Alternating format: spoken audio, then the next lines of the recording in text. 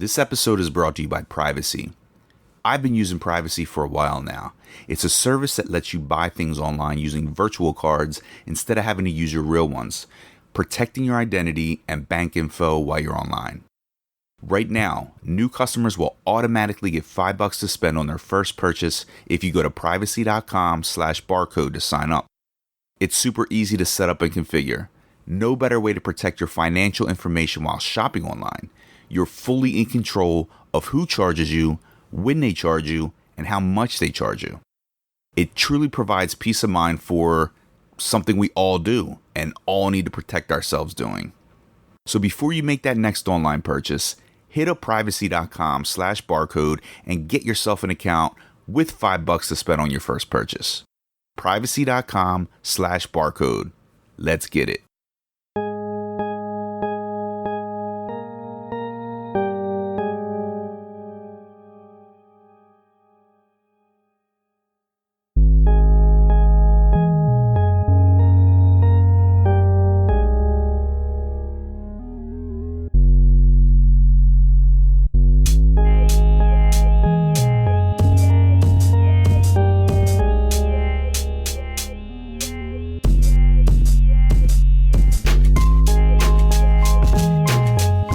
Listening to the Barcode Podcast with your host, Chris Glandon, serving cybersecurity straight up with no chaser. Let's hit the bar and grab a drink.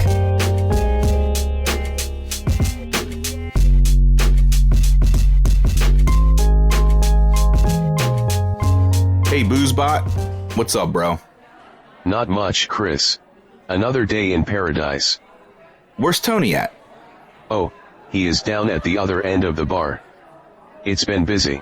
People keep stopping by, on their way to Sin City. Oh, I bet. Well, speaking of bet, I have a drink for you. It's called the High Roller.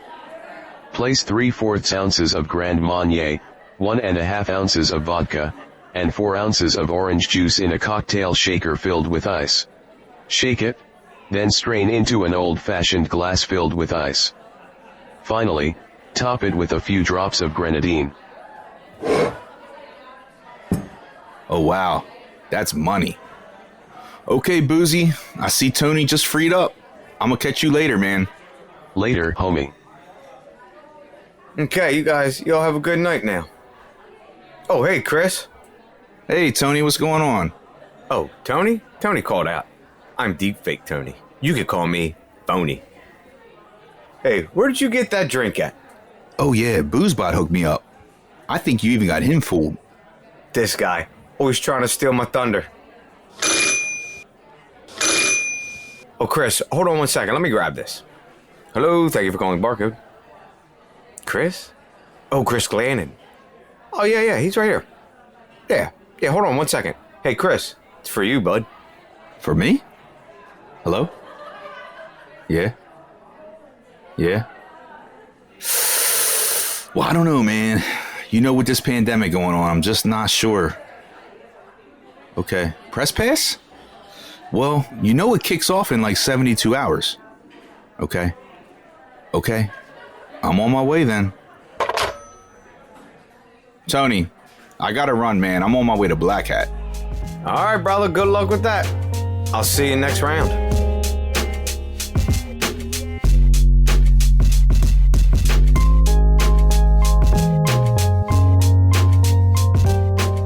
Canham just finished up his talk at Blackhat 2021 around Deepfake Social Engineering. And Matt, it's an honor to have you on Barcode. Welcome, sir. Oh, thank you for having me. Yeah, very interesting talk. Let's kick it off by talking about your background. You know, how you got into cybersecurity, what got you interested into deepfake technology, and then how you ultimately ended here speaking at Blackhat. Okay. So I guess going way back, my PhD is in psychology and focused on two areas, one being cognitive neuroscience and the other area being human-computer interaction. So user interface design, that kind of thing. I actually ran an eye tracking lab for a few years where I would show people imagery, satellite imagery, and have them solve problems with that imagery, see where they're looking for information on those images, and then try to redesign the interface so that they could extract information from the satellite imagery quicker and more effectively. So way far off of deepfakes. But so coming from that background, then I became an investigator for the federal government. And I did that for about 8 years. And in the process of that, they trained me on how to investigate cybercrimes. And so I took several agency trainings, but also like SANS and some outside trainings as well. And that's really where I learned everything about cybersecurity. And then in 2017, I left the federal government and I went to the University of Central Florida, where I'm now a research professor of cybersecurity there. And what I did was I reached back to my earlier background, my earlier days of psychology, and sort of synthesize that into my cybercrime investigation to guide my research focus now, which is in, I think, the most appropriate way to describe it would be remote online social engineering. So any sort of technically mediated communication, any sort of social engineering that's happening through these technologically mediated communications. And actually, there's one other point I want to make about that is that when I was being trained to investigate cybercrimes, I started learning all of the sort of ins and outs, how to read logs, how to, map networks, how to launch exploits and so on and so forth. And so I was really excited. I'm old enough that I remember like the first movie War Games, like the first, I think they remade it, but now it's. Oh, yeah. And, that movie always made an impression on me as a kid. So I was like, oh, this is so cool. I'm going to learn how to do this shit. Sorry, can I? Yeah. Absolutely. Okay. So anyways, so I'm like, yeah, this is so cool. I'm going to learn this stuff. And so then I get to the field, and it's like the real world, right? Mm-hmm. And my first case is a business email compromise case, which I don't know if your listeners know, but business email compromise is essentially when the social engineer impersonates an executive and then convinces a target to transfer funds to an illegitimate account. Okay. Mm-hmm. So this particular case, it was great. It was a smaller kind of company, and so I want to think, probably it was less than 100 employees, say probably around 80 employees. Mm-hmm. And the CEO was just an asshole. I mean, just stark raving mad asshole. And the employees were all afraid of him. And so he goes on vacation. Well, then he emails from his personal Gmail account one of the employees and says, hey, there's an emergency and we need you to wire X amount of, it was about $4 million. We need to transfer $4 million to this other account. It needs to be done, ASAP. I would be emailing you from my company account, but I'm on vacation, and, basically do it. So it looks legit. It looked totally to the legitimate. recipient. Yes. And as I mentioned, there was this culture of fear in the company. So no one wanted to question this guy when they got the email on, vacation. And so, it was like 6 weeks after he came back, and I shouldn't laugh about this is horrible, but the guy was really unpleasant. Anyways, he finds out that there was this transfer of $4 million, and they start putting it all together, and he just, goes off the deep end. So then they called us in, and we came in and we did the investigation. Actually, I was the lead investigator, and by that time the money was long gone. Yeah, I mean, sometimes it can be recovered if it's caught within a certain amount of time, but the ship had sailed. And so for me, it made a real impression for a couple of different reasons. Number one, I was really let down because I thought I was going to be investigating all of these really like Matthew Broderick. I was going to be investigating people trying to hack into the Whopper and launch nuclear missiles and stuff. And instead, a high school student could have done this scam. And so it was a little bit disappointing, but But then It didn't live up to the hype. it didn't live up to the hype. But the other impression that particular case left on me was how the CEO facilitated it by just being such an unpleasant person and setting up this culture of fear. Like he put the pieces in place to facilitate that crime to happen, and so that inspired not only some of the research I'm doing now, but also the consulting that I do on the side, which is focused by and large on how do we create secure cultures in organizations. That sounds like the perfect insider threat exploit. Yes. Perfect. Yeah. Flawless. Yeah. So I guess that's sort of how, I guess, the evolution of deepfake started, right? Being able to impersonate someone, if it's over text or voice, but now you're starting to see that evolve into different mediums where you're still impersonating someone with that level of trust. So so the essence of social engineering has not really changed all that much. It's what synthetic media, so synthetic media being media that is either generated by or facilitated by an artificial intelligence, machine learning sort of artificial means. Mm-hmm. The only thing that synthetic media is doing is it's allowing additional capability to the social engineer. So, the con artists of, the 1910s and the 1920s, they were doing the same thing, right? But they were doing it in person. They weren't doing it through this medium of communication, and they didn't have this advantage of being able to take on the appearance of somebody else or take on the voice of somebody else, but they had to do it as themselves. And so to get back to your question that I keep avoiding, the way that this actually all started for me, so I've been doing research into social engineering for really about 4 years, but I've been putting all the pieces in place for well over 12 years, I think, from the actual in the field investigations and my background in psychology. But the last 4 years at the University of Central Florida, I've been really focusing on remote online social engineering, trying to understand the dynamics and so on and so forth. Is that when you really started seeing deepfakes emerge? Or was it before then? I think, it would have been a little bit before then, because I think I saw my first deepfake in 2016. Okay. So it would have been, it was a little bit before. But what started this research now is I had a PhD student come up to me, and it's classic. I hope she doesn't listen to this. I hope she does. She comes, okay, so it was literally like, look, I hear that you're like the professor I should talk to about social engineering. Yeah. I was like, yeah, I guess so. And then she's like, well, I want to do something with deepfakes. And I was like, okay, great. Tell me more. And she's like, yeah, that's it. I want to do something with deepfakes and social engineering. And I was like, okay, great. This is a completely blank slate. Let's go. Let's do this. And so we, I knew a little bit, but I knew very little. And we just started delving into this. And because she's a grad student, I put her on the task of GitHub and looking at open source stuff, because I just didn't want to get into that. So she was doing the research for you. Yeah, she was doing the dirty work. Okay. And then I started looking more, and because my background is more criminally oriented, I started looking at some of the criminal indictments that have gone on and some of the security reports.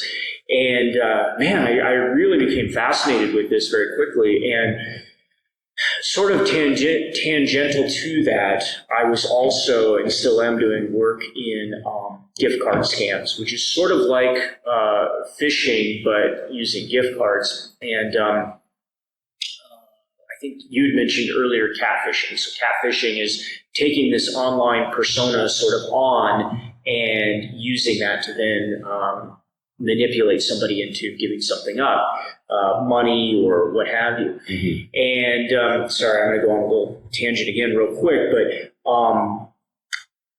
so catfishing and gift card scams share something in common that I find really fascinating, which is that there's a prolonged interaction between the social engineer and the victim. Okay. And so like romance scams are a very common instantiation of catfishing, a form of catfishing. And you start to... You develop a relationship with that person. Yeah, in fact, for a future podcast, you should totally find a victim of a romance scam and just hear their story. Okay. So there was one case where this lady, I'm trying to remember the details. She was a widower, and so she had the inheritance, she had the house, all this stuff, and met somebody online. They were perfect. They all fell in love. And over the course of the year and a half, I think, of the engagement, gave up all of her life savings. Year and a half. Yeah, all of the retirement. Never met in person. Never met in person. No, this is actually common. Yeah. It's really common. The house, gone. I think there was a rental house, gone. Retirement, gone. And after all of that, still needed more help, right? So she takes out a loan and starts giving this person money from this loan. And so... Thanks for reminding me to ask my grandmother if she's talking to anybody lately. Oh, yeah. It's absolutely horrible. And so to come back into social engineering a little bit, there's a book by Robert Cialdini called Influence. I think he originally wrote it in like 1982 or 1984. It's in like its 9th or 11th printing or something. Most recent copy is 2013. It's a great... anyone who's interested in any of this kind of stuff needs to read this book. It's like 120 pages. So he outlines 6 principles for social influence. And one of these is commitment and consistency. And this is what we're seeing in the romance scams, is once that person starts committing to giving some money, then they're already sort of bought in, and to stay consistent with that commitment, they continue. And the further they invest, the more invested they become. So this becomes their established belief that you were mentioning before, right? They believe that this is real. Well, it's worse than that. Not only do they believe it's real, but they become advocates. So in this particular case, this lady actually met, at some point the daughter intervenes, exposes the scammer, and I can't remember if they showed her a picture or if they ended up meeting in life. I can't remember the details, but somehow they find out the true identity. The guy looks nothing like the pictures. Totally like a different person, right? But the victim is still defending him. Wow. Yeah. So what's the most effective way, do you think, to attempt to circumvent that established belief at that point?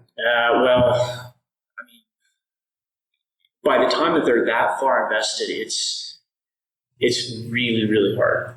Because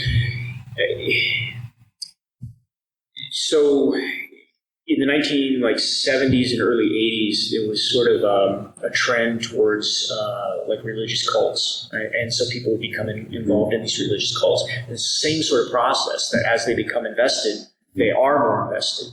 And parents would try to hire psychologists to sort of de-brainwash, I guess, their children. And it was very, very hard. And so you think about the most profound and deep beliefs or values that you hold, that's what you're dealing with. And but the scary thing is that people who understand how to manipulate those aspects of psychology are very good at manipulating these things. And so to bring it back to the gift card scams, this is it's similar to the romance scams, but on a much smaller scale, because there's that repeated interaction. So during the talk, I gave the example of Dolores. And Dolores is not a real name, but the situation was real. And in that particular case, I mentioned that it started out, and this is where the synthetic media came in, it started out with a bot. And the bot was, are you busy? Can you do me a favor? I need you to buy gift cards for the holiday party that's coming up. Don't tell anyone, this is a surprise.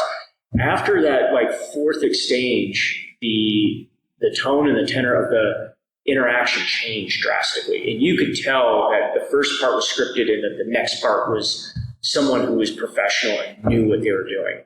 So does it start out as a simple bot where it has a series of questions, right? And then depending on the answer or the response that Dolores gives, then that bot can trigger a response, or at that point does it maybe get handed over to a human and start that interaction then at that point? So I don't know what it was on the back end. Okay. But again, I've looked at somewhere in the neighborhood of about 2,000 of these. And it seemed like right around the third or the fourth exchange, the tone would switch. Okay. And from that, I was inferring that they had some sort of a rule in place there that just said, 2 or 3 back and forths and then give it to a live operator. Okay.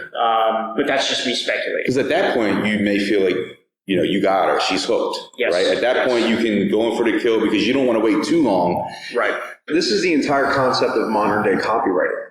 Okay, impressioning from ads originally, there's an entire science behind it. There's a whole industry and billions of dollars behind this. So it's basically just an exploit of that. Yeah. I have individuals that I know that are paid handsomely just to write a 30-second pitch that they'll transfer into, a YouTube ad or whatever it might be to get those clicks. Well, so there's a hypothesis out there that the really bad phishing emails, the ones that are like misspelling, weird grammar, all that stuff, that they're done almost deliberately, or they were happened upon deliberately, because the people who respond to those, it acts like a pre-filter. And you know that if they respond, they're predisposed to going down that rabbit hole. And I think there might be a similar sort of thing going on with the bots, in that somebody who's willing to engage 3 or 4 times has already sort of pre-filtered themselves. And so then it's worth the operator's time. And this gets back to one of the points I made during the talk, was that there are several advantages that synthetic media offer the social engineer, but one of them is scalability. I mean, to sit down and type out 5,000 emails in a day is a huge amount of work, and your fingers are going to fall off. But if you can have a bot do that for you, and then only bring you the likely prospects, then you can really engage. And so to come back to the story, when she, it was really, like I say, it was just like it flipped, like a switch flip.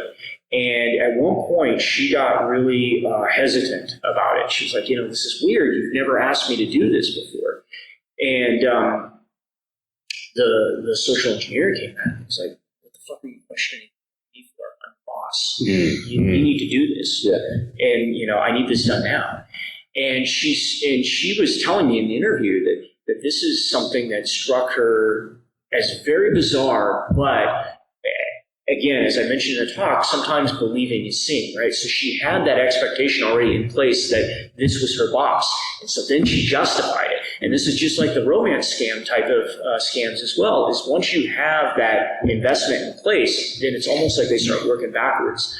And so anyway, so I was doing this line of research with the gift card scams and looking at some of the romance scam, the dynamics of them, and then at that time, this student approached me about the deepfakes, and that's where I sort of started putting all this together and came up with the idea for the framework, because it's like, this is not just about deepfakes, and I think that all of this is sort of tying in together, right?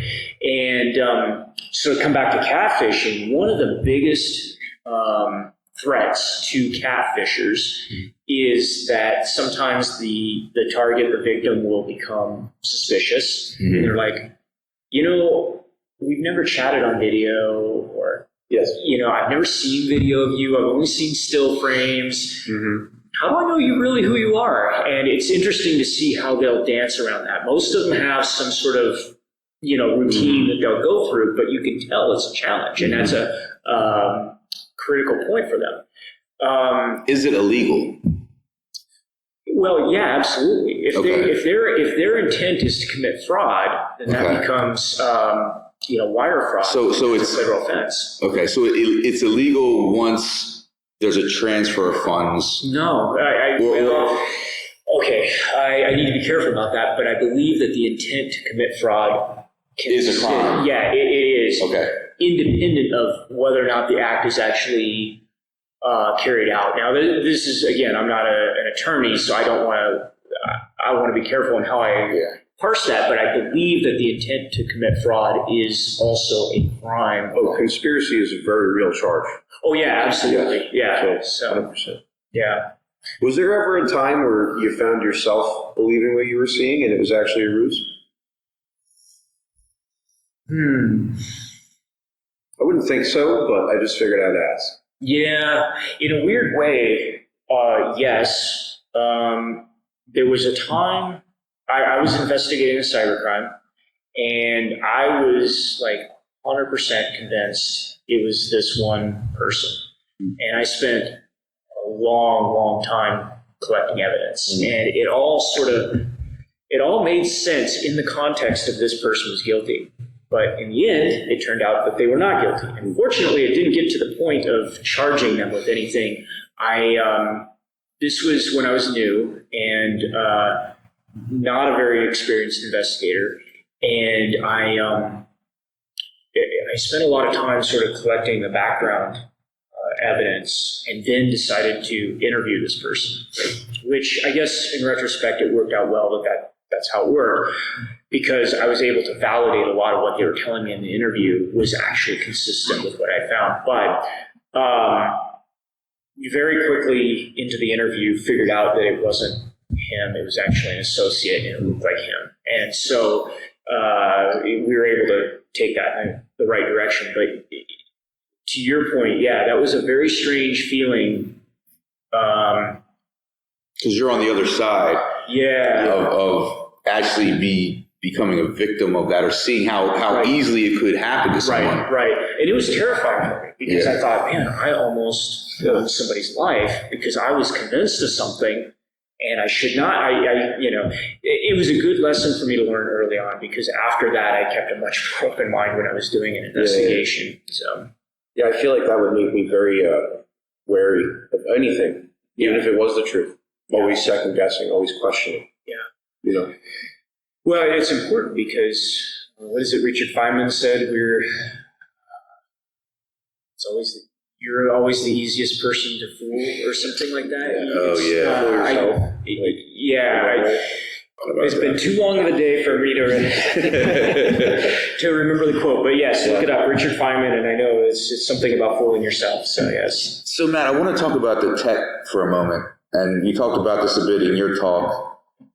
When you look at GPT-3 and the emergence of GPT-4 and the amount of computing power that it takes to process training data and refine that, is that the reason that you don't see deepfake attacks more in cybersecurity right now?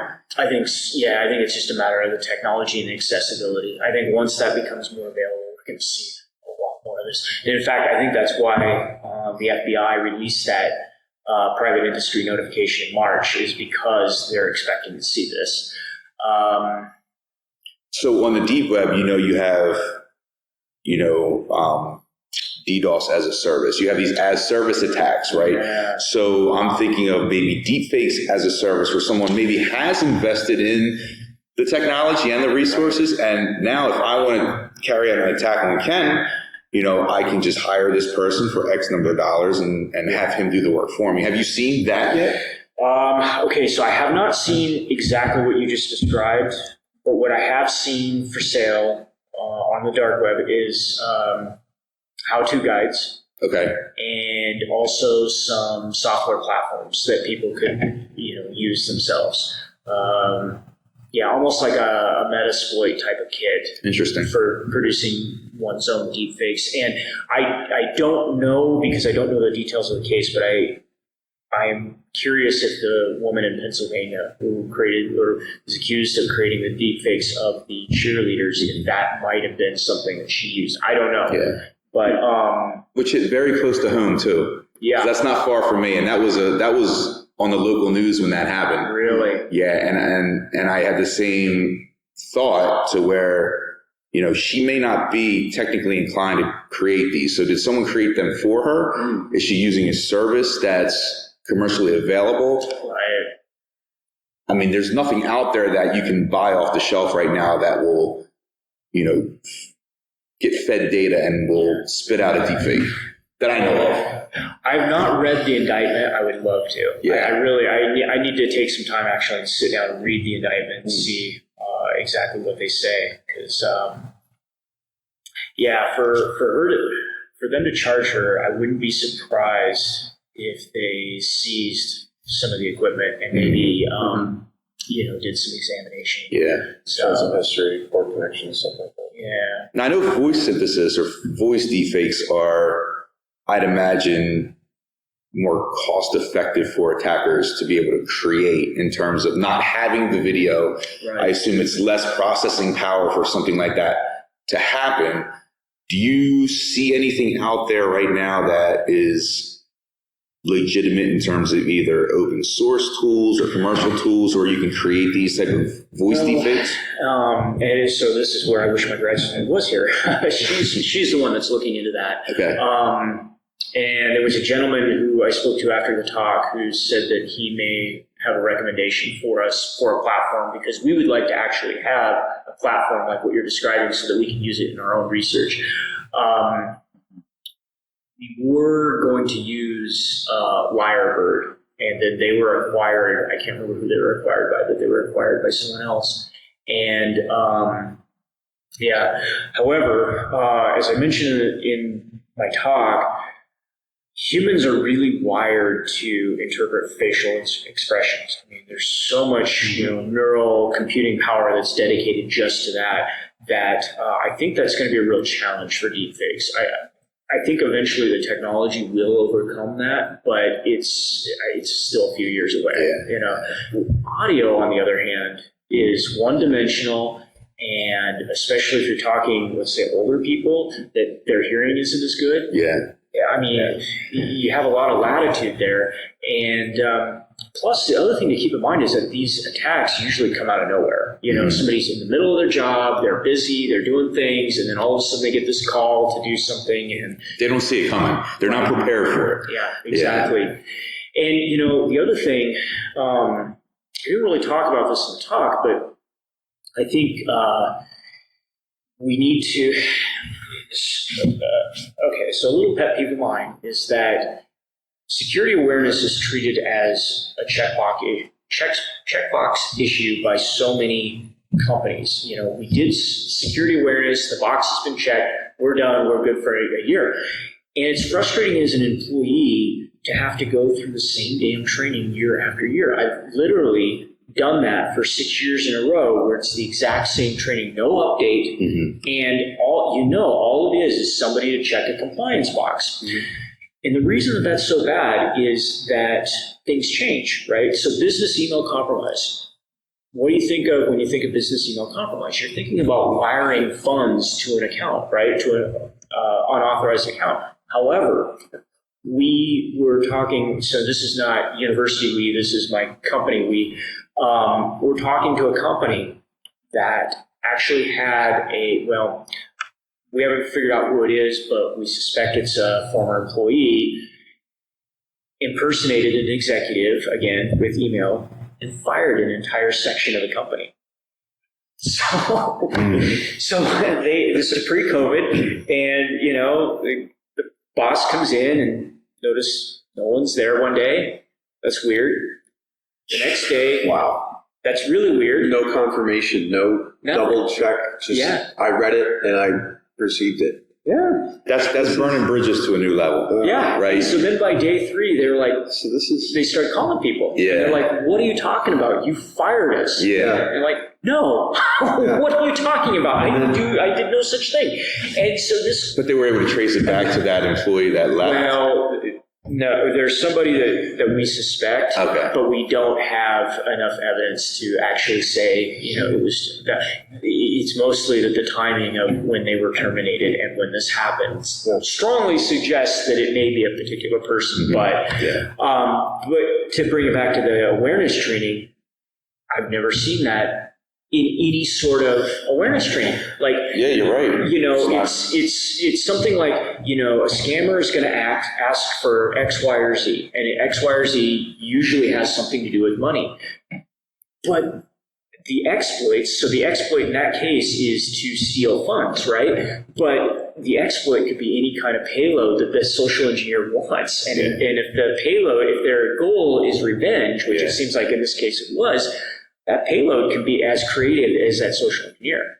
So it's the human exploit. Exactly. And this is not something I see talked about in any kind of security awareness. I'll give you another variation, catfishing, typically associated with romance scams. I think it was KnowBe4 had a blog on this, and it was really fascinating.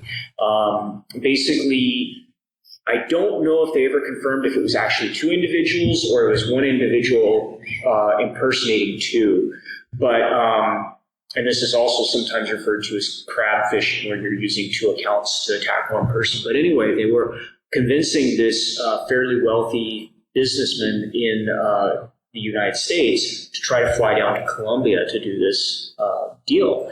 And kind of last minute, he got a strange sort of feeling about it. And so he started doing some, investigating on his own and contacted the individual that he was supposed to meet through another pathway, and contacts this person, and the person says, I have no idea who you are. I haven't done, I haven't set up any meeting. I have no idea what you're talking about. And so in that particular case, what the suspicion is that was a case of catfishing meant to lure somebody into a kidnapping situation. Mm-hmm. That's exactly what it sounds like. That's scary. So have you seen anywhere, or do you foresee in the future that deepfakes could become intelligent enough where you could have not only the video data, but also the intellectual data to be able to carry a two-way conversation versus a voice impersonator that may not know the discussion points that maybe someone that you could feed in that data to? And is that something that you, as the advancement, goes on? I think, this is purely speculation and my opinion. Mm-hmm. However, I think we're definitely heading in that direction. And when that happens, that's going to be, I think, game-changing on a level that we've already seen. Like, as far as we've already come, it's going to be that much more.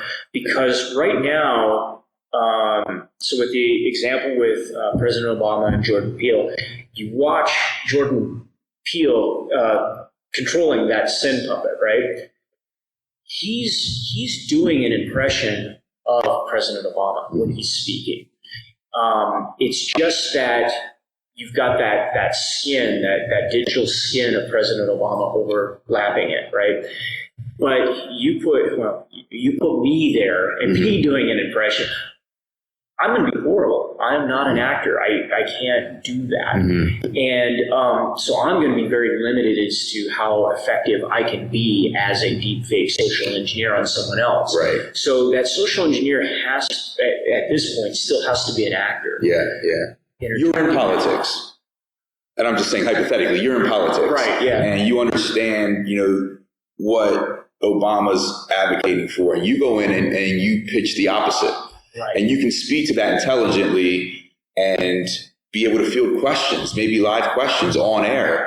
Like, are deepfakes able to go live like that now? Right. Or maybe in the future have sort of a live deepfake where the processing is like that.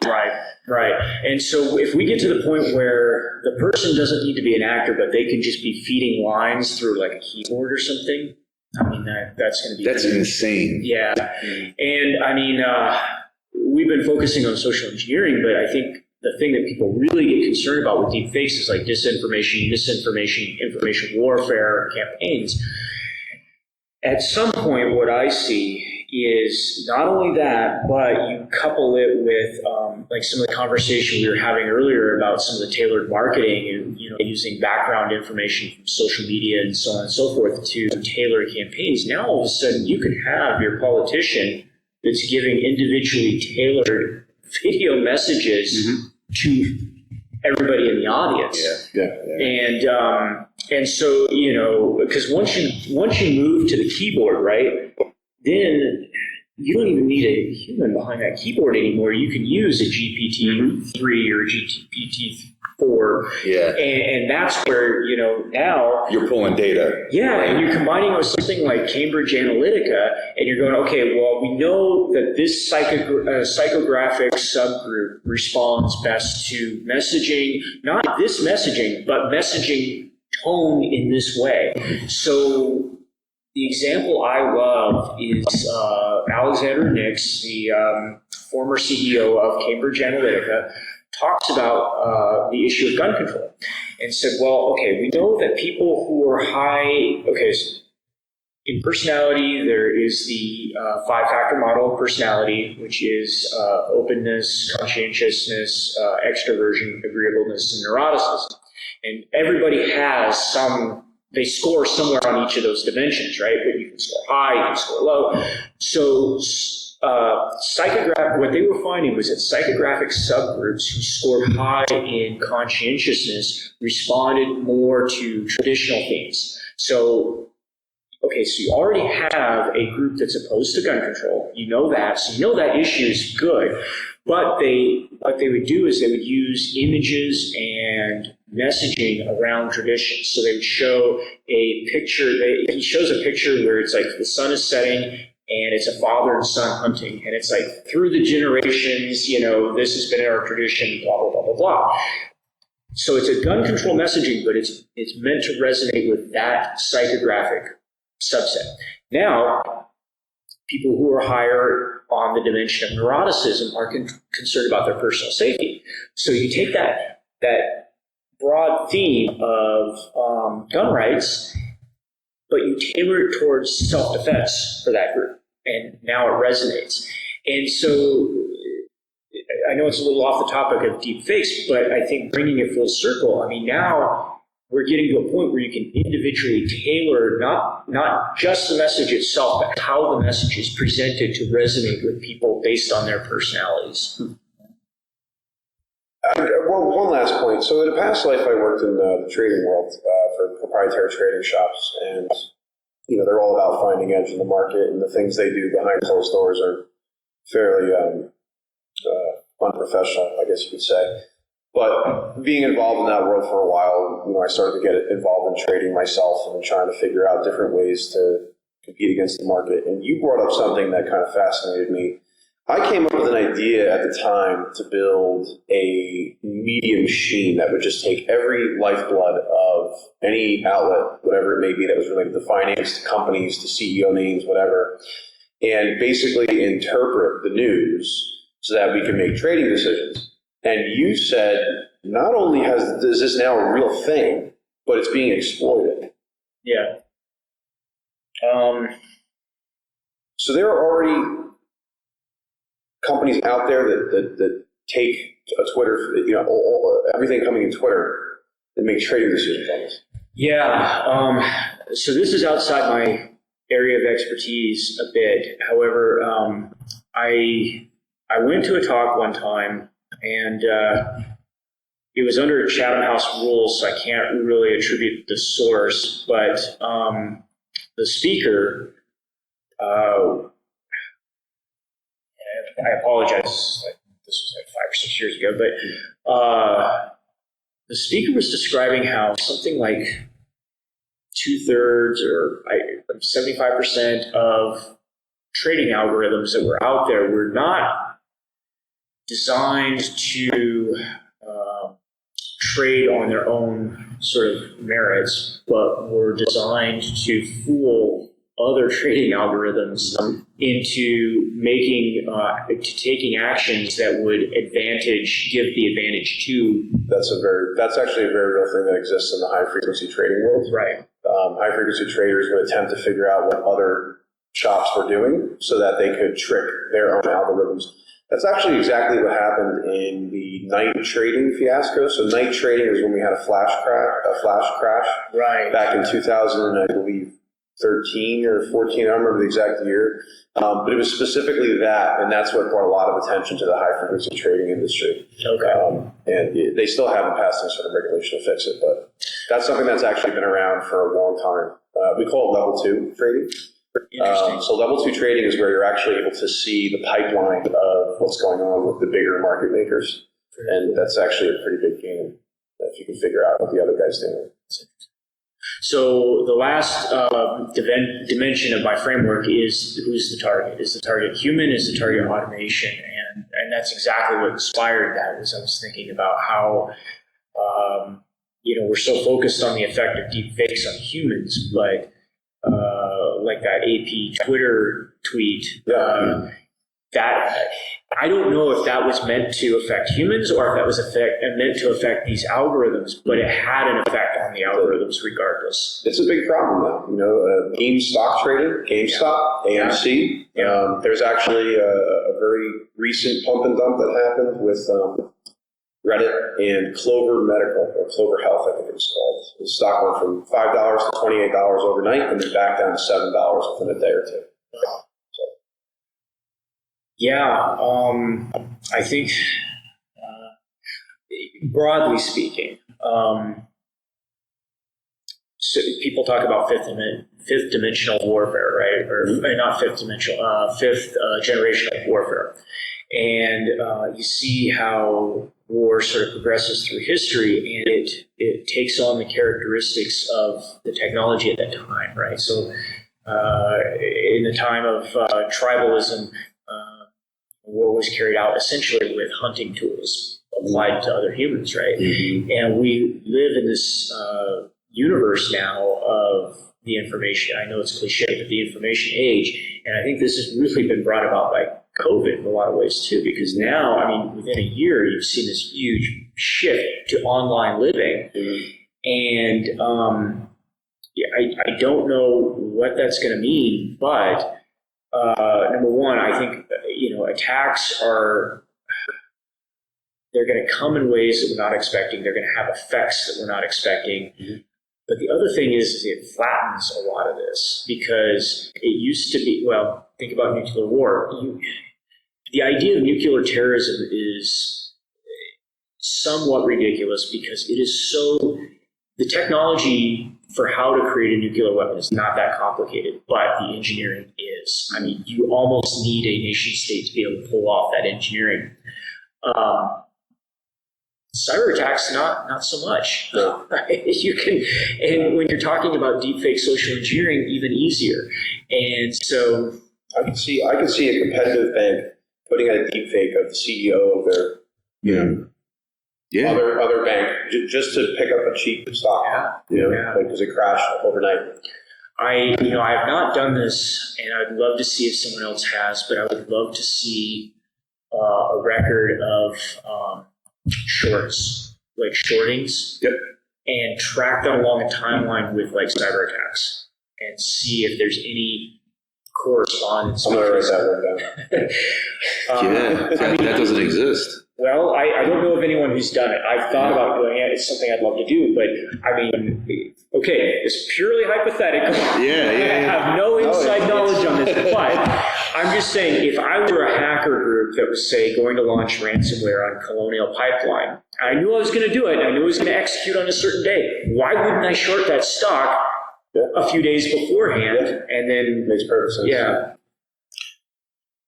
When you talk about attack scenarios with deepfakes, it's always in a negative light. Or let me rephrase that. So when you talk about deepfakes and security, it's always from a negative angle where it's coming from a cyber attack perspective. Right. Do you know, outside of pure entertainment purposes, a good use for deepfakes? Well, let me think about that, but I want to address your first question, or first part of the question of, I want to bring it back to the security side because, so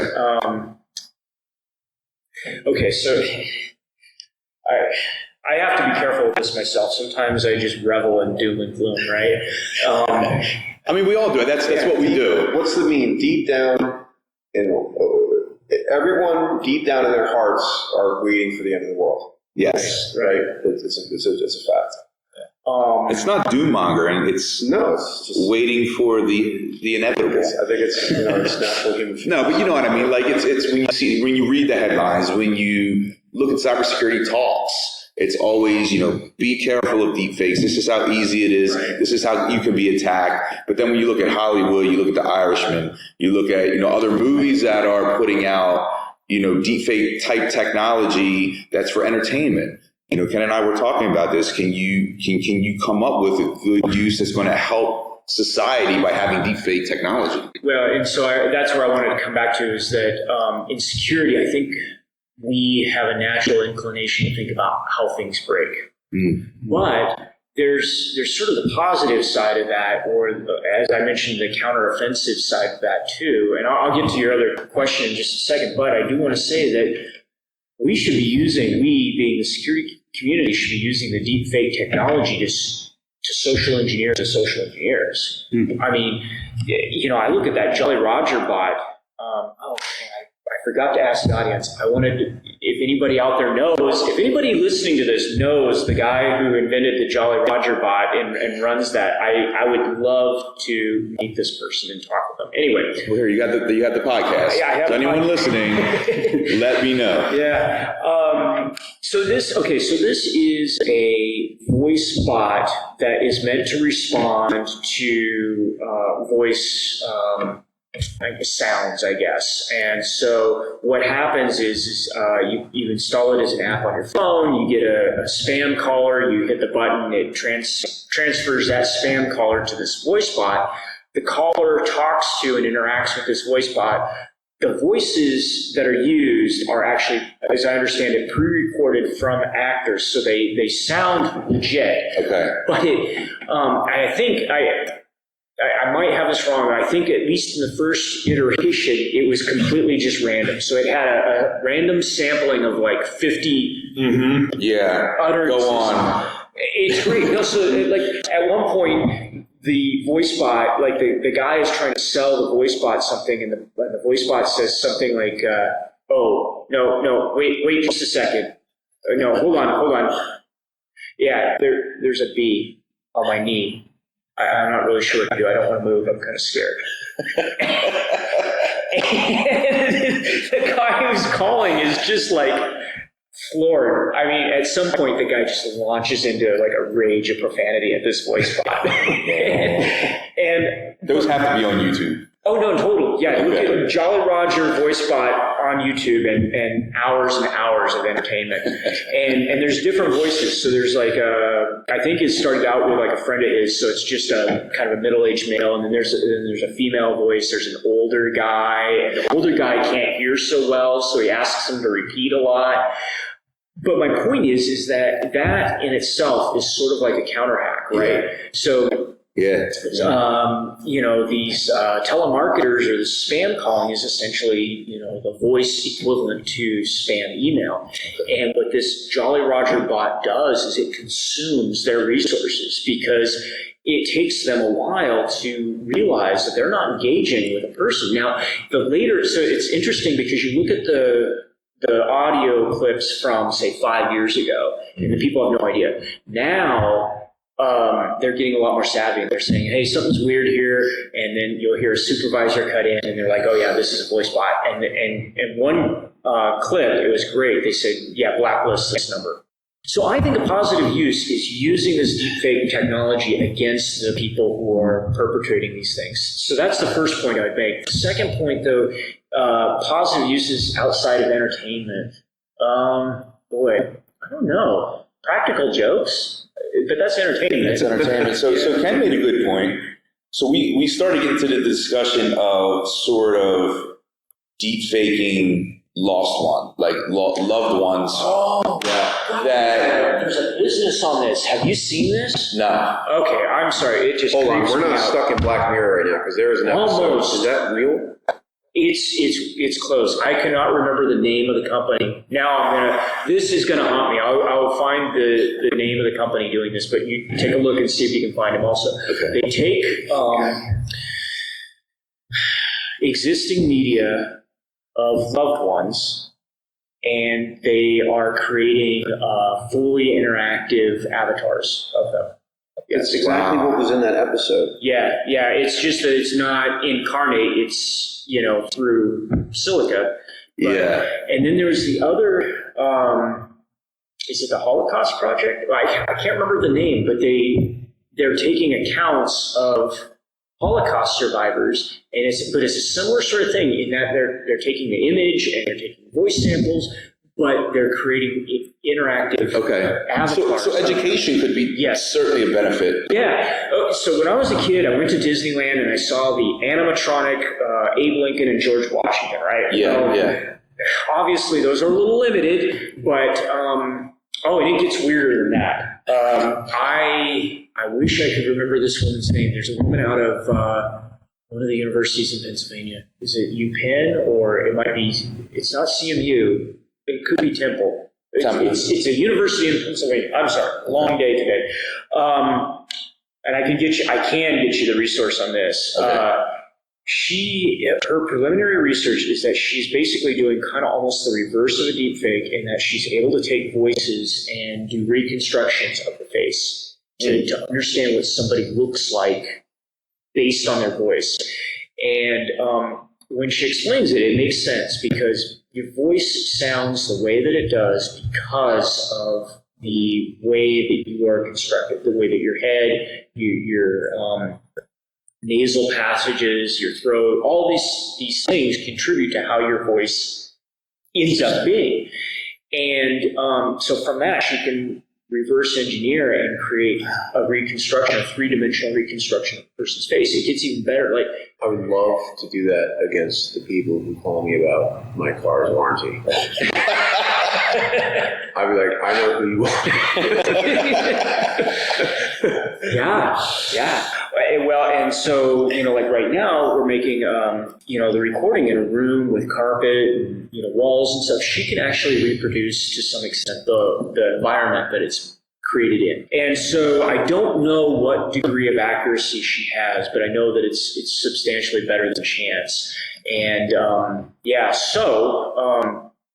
coming back to the animatronic George Washington, Abe Lincoln, she's saying that it may be possible to flip that and to take old photographs and maybe anticipate or sort of guess what those people actually sound like. Because think about this, nobody knows what Abraham Lincoln sounded like, right? I mean, I have a certain voice in my mind from movies that I've seen. That's all made up. That is somebody saying, I think he sounded like this, and they, no one has any clue. But it may be possible at some point, given enough, reconstructions, to do something like that. Yeah. That's incredible. Wow. So, thanks for your time and speaking with us. I really enjoy your talk. Where can our listeners that are listening to this podcast find you online? I'll get a link up for the talk that you did at Blackhat, but how can our listeners reach out to you, find out what you're up to? Well, so probably the best way is at our website, Belay7. That's BELAY, the number 7.com. It's contraction for Beyond Layer 7. And the white paper that goes along with our talk, or with my talk, is going to be on the line. And I think we're going to be posting some other material up there. Nice. So, yeah. I hear last call here at the bar, so do you have time for one more? Yeah. Okay. Absolutely. If you opened a cybersecurity themed bar, what would the name be and what would your signature drink be called?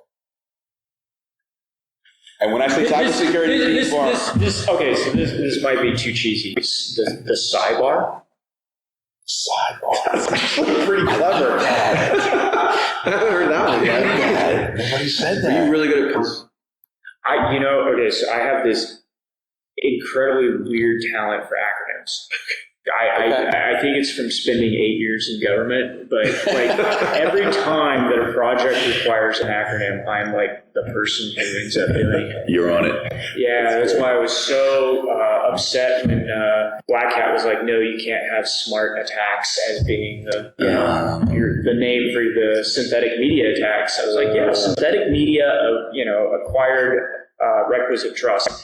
And they're like, no, smart attacks are something else, so it can't be that. So now I got to come up with a new name. But so anyway. All right, so the Sidebar, and then what would your signature drink be? I don't know, man. I have to think about the drink. I usually don't get past beers, myself. So I have to come up with some sort of, It could be beer. So what if you have a deepfake beer where it looks and it tastes like beer, but it's like a low carb or zero carb? The first thing I do with that is give somebody like ketchup or something. look like a beer, put it in a glass, and taste. Or non-alcoholic. Okay, No, you want that's just low. That's just bad, right? Well, have you had the beer that's aged in whiskey I have. barrels? And it tastes pretty good. Yeah. That's sort of like a deep fake beer. There you go. There you go. Yeah. All right, well, Matt, thanks so much for joining us today. We appreciate it. Go get a drink, get some rest, and safe travels getting home. Likewise. Thank you very much.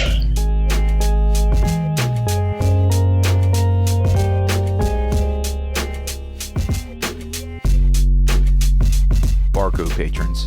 If you like this episode and would like to support the podcast, rate us on Apple Podcasts and visit our Patreon site, patreon.com/barcodepodcast. If you're interested in sponsoring the show, check out the barcodepodcast.com/sponsor.